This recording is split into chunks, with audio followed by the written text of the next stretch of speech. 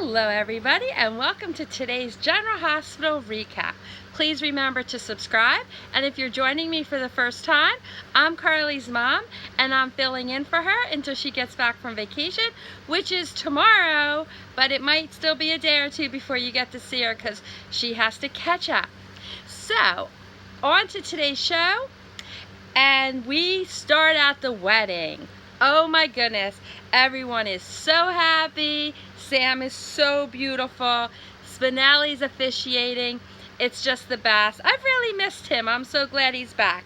I hope he stays a little bit. So when they get to the part of the vows, Spinelli says that the bride and groom to be have prepared their own vows, and Sam looks a little terror-stricken. Well, not terror-stricken, a little surprised, let's say that. And she's like, we did? But Jason says that they can wing it. So Sam goes first. She pours her heart out to him. It's so touching and beautiful. And she ends it with, till death do us part and beyond. Oh, it's just weddings make me cry. And then Jason pours his heart out to her, and he loves her so much, and he ends also with the till death do us part and beyond. So they're going to be together forever and ever and infinity. So then they're down. Jason and Sam are dancing. Everyone joins in. Alexis is busy drinking. And the boys, Danny and Jake, are eating the frosting from the wedding cake. So they get stopped, and then Sam cuts the cake, and they're so surprised that it's not chocolate. They love chocolate. So Carly says, well, I'll get chocolate syrup as soon as the ceremonial cake part is done. And they're like, what is ceremonial? So then Jason and Sam do the, feeding each other the cake. Sam is very, very careful not to be messy. Jason smears a little bit of frosting on her face, and they kiss, and it's so adorable. They're just really adorable. So Spinelli's talking to Jason and saying how the boys are growing like weeds, and he asks if they might try for another child, and Jason just is like, well, maybe someday. And then Christina offers Sam champagne. She declines. But then Carly wants to make a toast. So everyone has the champagne glasses, although Alexis isn't there. Molly and Christina isn't. They took Alexis out of the room because she is just getting a bit tipsy. And then it's very obvious Sam isn't drinking with the toast. And Spinelli says it's bad luck not to drink after a toast. So Sam tells him that she's pregnant, and Spinelli grabs her champagne away from her because, obviously she cannot be trusted to not drink it. No, he didn't mean it that way, but it was cute. So at the hospital, Ava tracks down Paul because he hasn't been answering her calls, and he is not happy to see her. And she wants to discuss Julian's trial, and she just is very clear with him that if he doesn't do something about this, that she's going to let people know about his little syringes. I don't think they're so little, but it's cute the way she says it. So she wants to know that how he's going to do it, that Julian is going to walk away, and he explains that he can't just drop the charges. It'll attract attention. A jury trial is a very long process, and there's different times along the way he can undermine it. But he has to let it follow a process because otherwise he could get replaced. And Sabrina overhears him talking. I don't know how much she actually hears, but this is distracting her, and I hope she doesn't forget about Elizabeth's condition. So then Paul runs into Sabrina, and he obviously could see that she was listening or she was around, And Sabrina tells him that it's not a good idea that he's seen with Ava, and he lies to her and says, you know, how he's, you know, telling Ava to stay out of things. So then Sabrina literally runs into Monica, and which thank goodness, because I think she might have forgot to tell her that Elizabeth's condition is getting worse. Oh, I haven't told you about that part yet, so I'll get to that.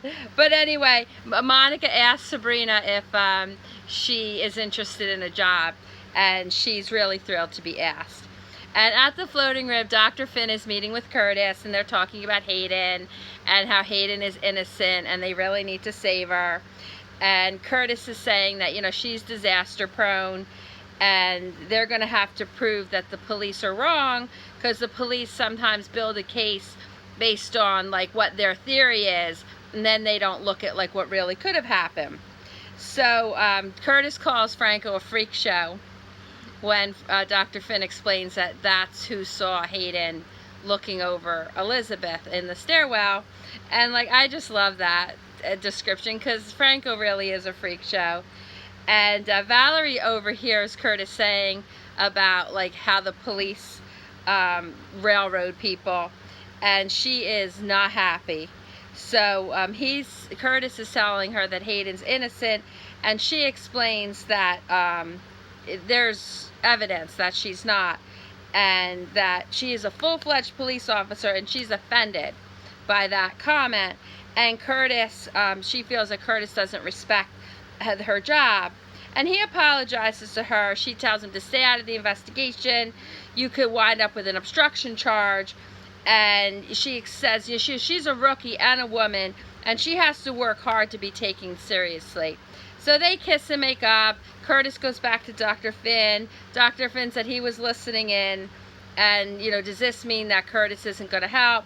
And Curtis is like, no, I'm not going to let Hayden down.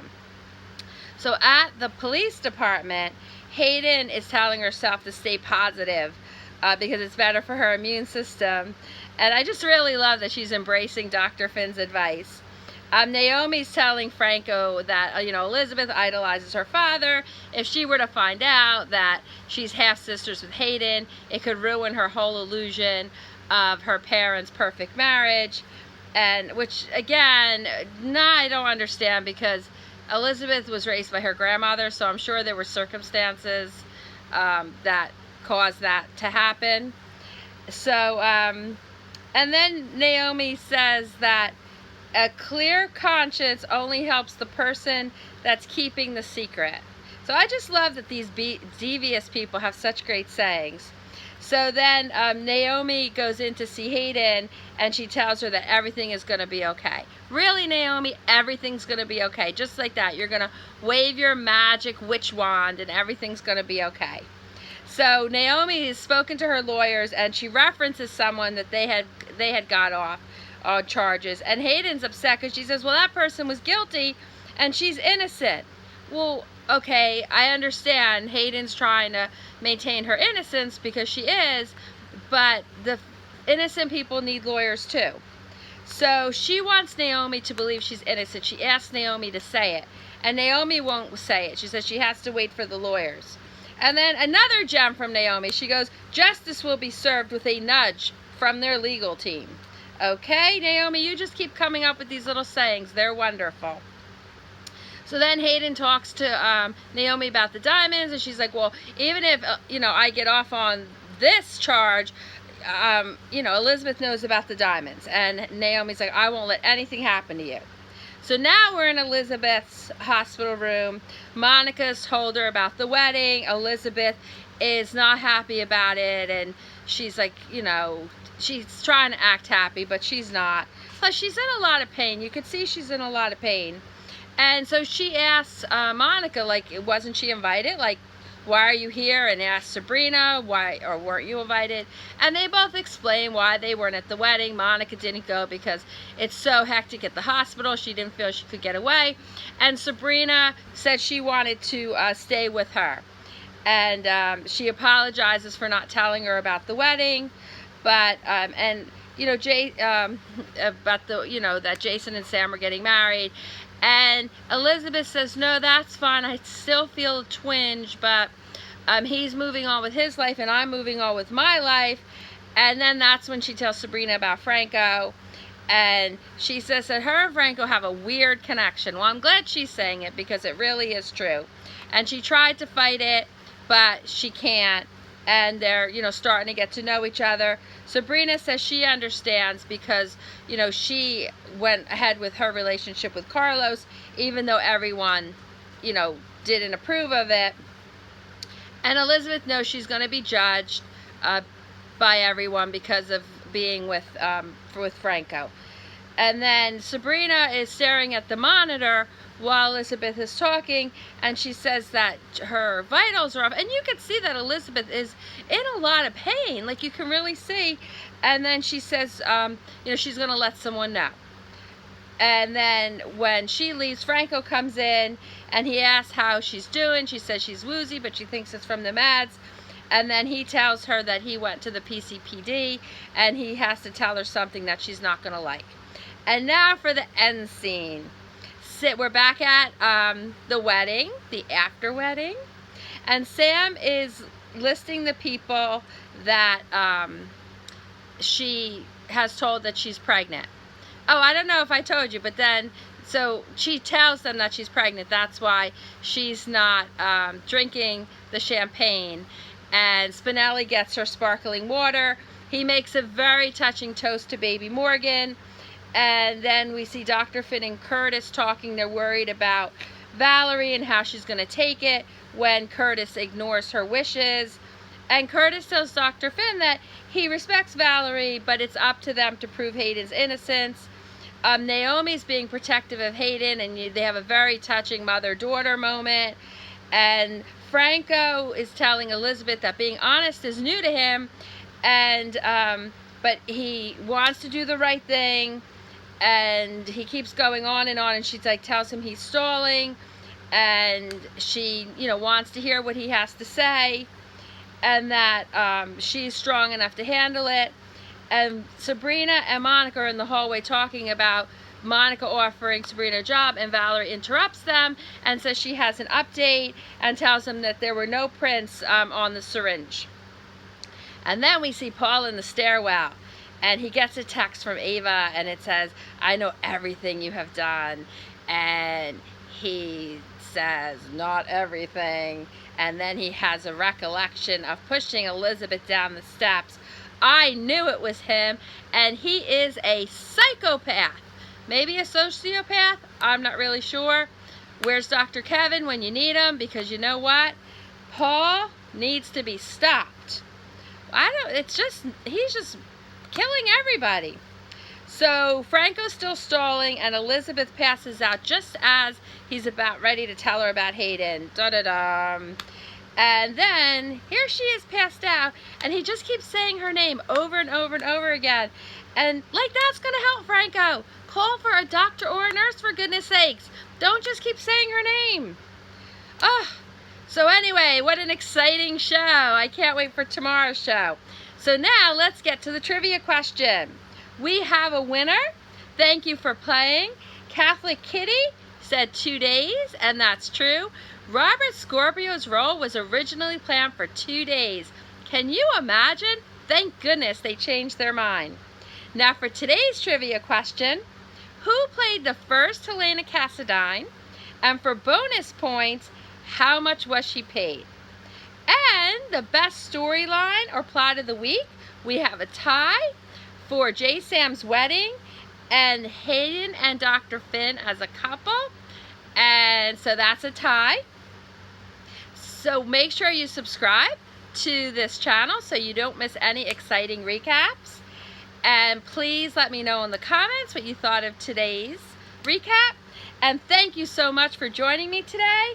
And I hope you had fun. I had fun. Hi to Carly. I know you're having fun on the train. And I'm going to see you tomorrow. I'm so excited. Tomorrow's recap might go up a little bit later than usual because I'll be picking Carly up at the train station. I'm so excited. So everyone have a wonderful night, and I'll see you tomorrow. Bye.